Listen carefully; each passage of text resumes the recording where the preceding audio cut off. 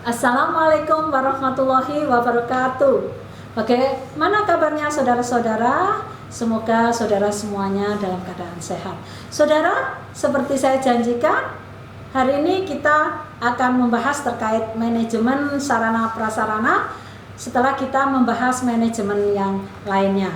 Saudara, manajemen sarana prasarana secara konsep tidak lain adalah merupakan keseluruhan proses dari perencanaan, pengadaan, pendayagunaan, dan pengawasan yang digunakan untuk menunjang pendidikan agar tercapai sesuai tujuan yang ditetapkan dan berjalan dengan lancar, teratur, efektif, dan efisien.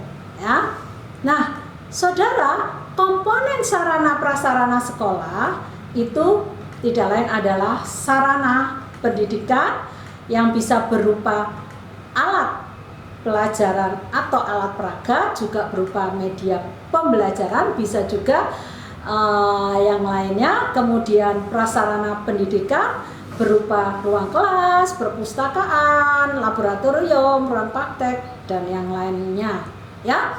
Nah, saudara, prinsip pengelolaan sarana prasarana sekolah itu tidak lain adalah harus mencapai tujuan, efisien, administratif, ya, ada pertanggungjawaban dan kekohesifan.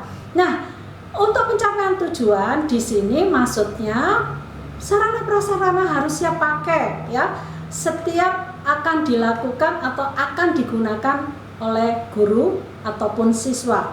Kemudian dari efisiensi, di sini pengadaan kegiatan sarana prasarana sekolah harus dilakukan dengan perencanaan yang hati-hati, saudara. Mengapa? Agar bisa memperoleh sarana prasarana yang berkualitas, ya, mempunyai kualifikasi sesuai dengan kebutuhan, dan tentunya harapannya harganya relatif murah. Kemudian secara administrasi maksudnya apa? Semua perilaku pengelolaan sarana prasarana sekolah itu memperhatikan undang-undang, peraturan, instruksi, dan pedoman yang berlaku sesuai tanggung jawab yang diemban oleh sekolah itu. Ya. Nah, kemudian apa maksud dari prinsip pertanggungjawaban, saudara? Di sini pengelolaan sarana prasarana harus melalui pengorganisasian saudara, kemudian ada penanggung jawab pengelola, dan juga ada khusus yang bertanggung jawab terkait pengelola sarana prasarana sekolah. Nah, untuk prinsip kekohesifan, pengelola sarana prasarana sekolah hendaknya terrealisasikan dalam bentuk proses kerja sekolah yang kompak, ya. Nah, itu prinsip dari pengelolaan. Kemudian bagaimana kegiatan merencanakan sarana prasarana, yaitu meliputi satu, harus merencanakan lebih dulu, baru ada pengadaan. Setelah diadakan dilakukan inventaris, kemudian dilakukan pemeliharaan, dan terakhir bisa jadi penghapusan barang yang dilanjutkan dengan pelaporan.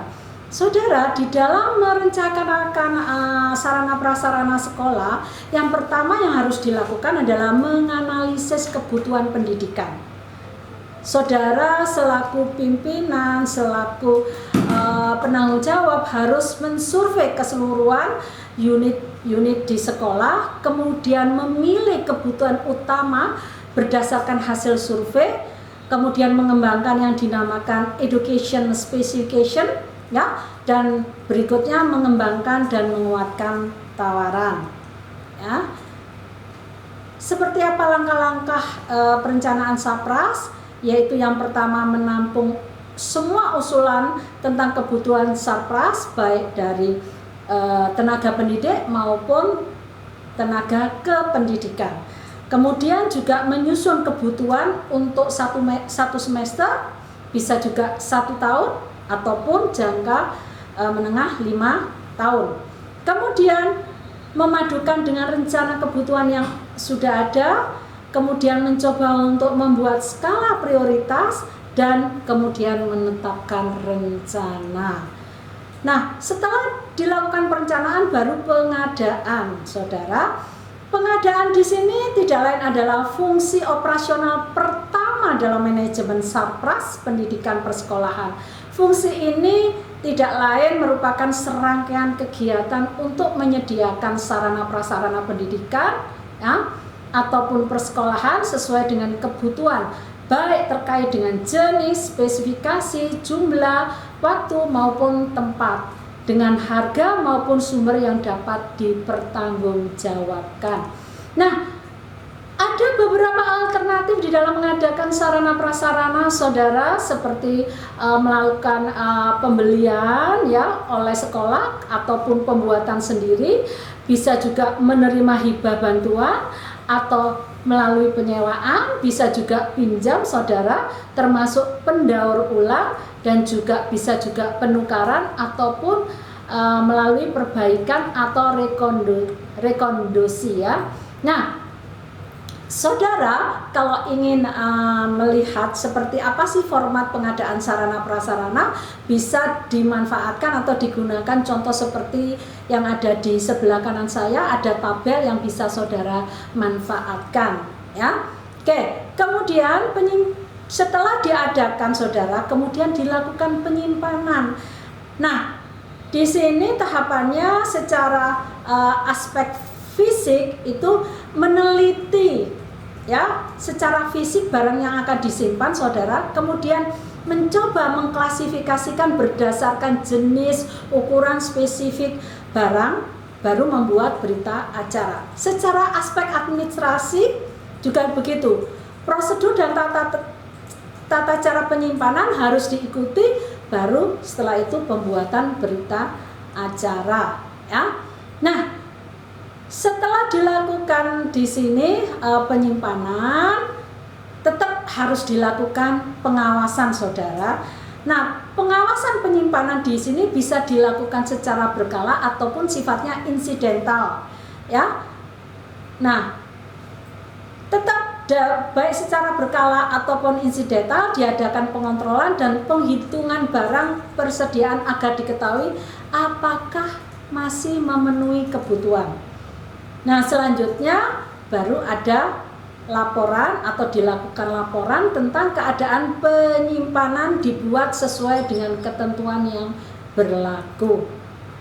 Setelah disimpan, saudara, tidak lupa di dalam manajemen ya sarana prasarana ini dilakukanlah inventarisasi. Apa itu inventarisasi? Tidak lain adalah pencatatan atau pendaftaran barang milik sekolah ke dalam suatu daftar inventaris barang secara tertib dan teratur menurut ketentuan dan tata cara yang berlaku di sekolah tersebut. Nah, apa sih tujuan dari inventarisasi? Yang pertama, untuk menjaga dan menciptakan tertib administrasi sarana dan prasarana yang dimiliki oleh suatu sekolah. Kemudian yang kedua, untuk menghemat keuangan sekolah, baik dalam pengadaan maupun untuk pemeliharaan dan penghapusan sarana prasarana. Ya, yang ketiga, sebagai bahan atau pedoman untuk menghitung kekayaan suatu sekolah dalam bentuk materi yang dapat dinilai dengan uang.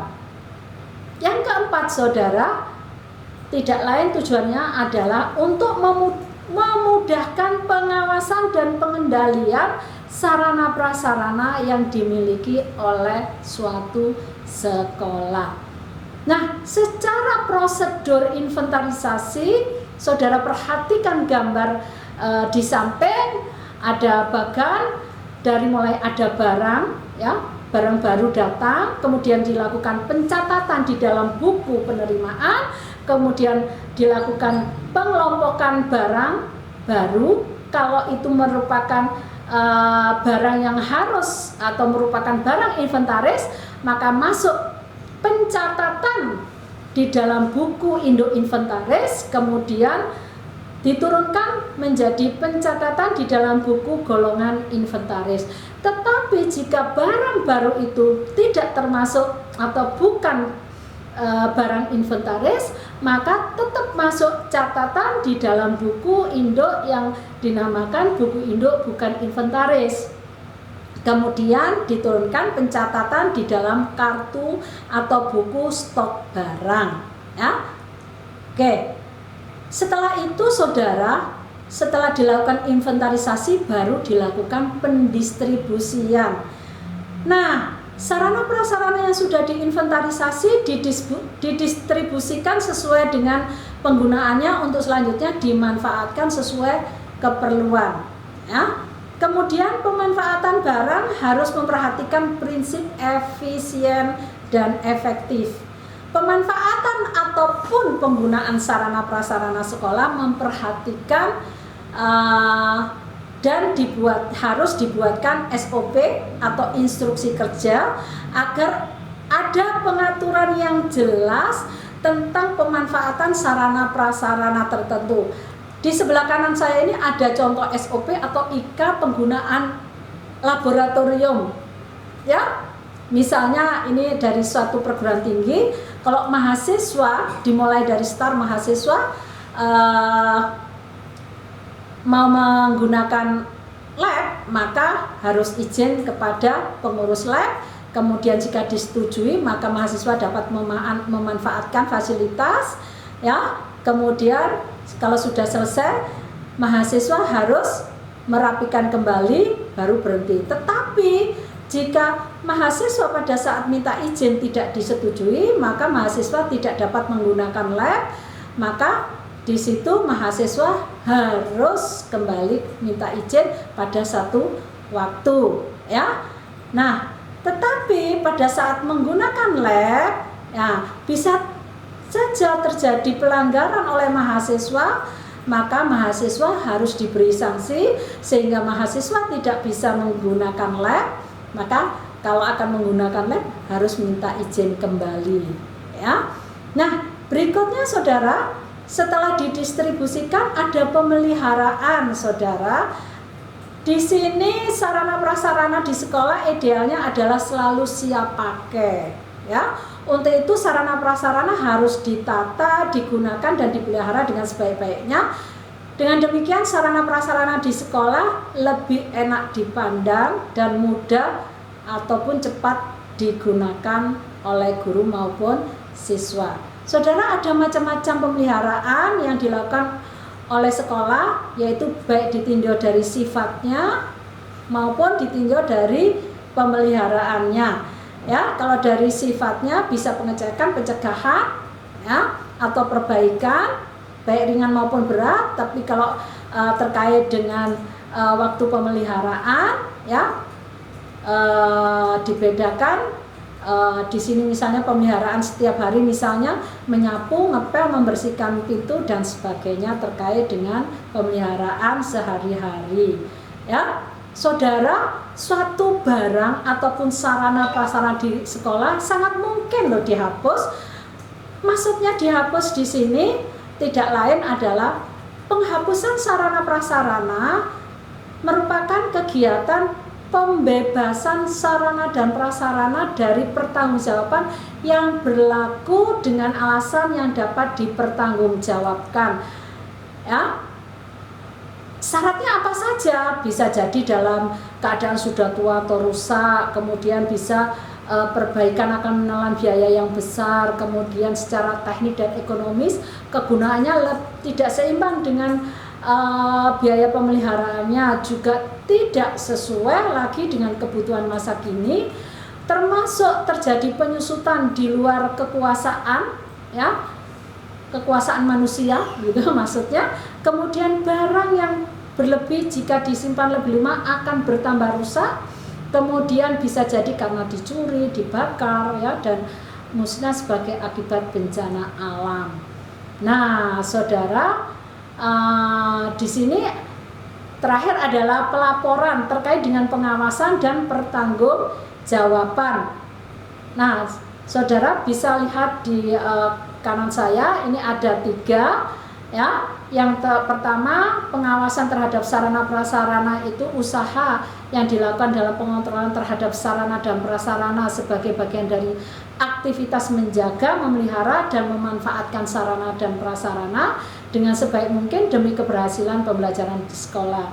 Kemudian yang kedua, dilakukan bersama antara pendidik dan tenaga kependidikan ya yang ada di sekolah, bisa dengan orang tua ya, ataupun komite, dan dari pengawasan sarana prasarana harus dilakukan pelaporan dalam kurun waktu 1 semester ataupun 1 tahun. Kemudian saudara, dengan pengawasan ataupun pertanggungjawaban dalam pelaporan di sini, sarana prasarana sekolah adalah milik lembaga, bukan milik perorangan ya. Karena itu harus dilaporkan keadaannya kepada pihak berwenang, misalnya bisa dinas ataupun yayasan kalau itu swasta ya. Nah, pelaporan tersebut memang penting saudara untuk mengetahui secara real sarana prasarana yang ada di sekolah dan kondisinya. Oke saudara, pertemuan kita untuk manajemen sarana prasarana saya cukupkan sekian. Kita ketemu lagi di manajemen yang lain. Wassalamualaikum warahmatullahi wabarakatuh.